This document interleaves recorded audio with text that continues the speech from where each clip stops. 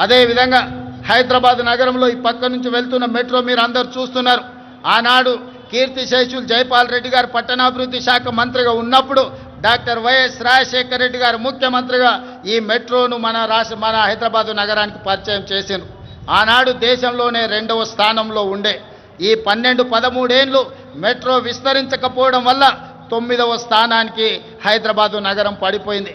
అందుకే ముఖ్యమంత్రిగా బాధ్యతలు చేపట్టిన వెంబడే విస్తరిస్తున్న నగరానికి మెట్రోని విస్తరించాలి, పేదలకు అందుబాటులోకి తీసుకురావాలని ఈరోజు మెట్రోని పూర్తి స్థాయిలో విస్తరించడం ద్వారా ప్రతి ఒక్కరికి మెట్రోని అందుబాటులోకి తీసుకురావాలనే ప్రయత్నం చేస్తున్నాం. తొందరలోనే మెట్రో విస్తరణ పనులను కూడా ప్రారంభించుకోబోతున్నామని మీకు అందరికీ చాలా సంతోషంతో తెలియజేస్తున్నాను మిత్రులారా.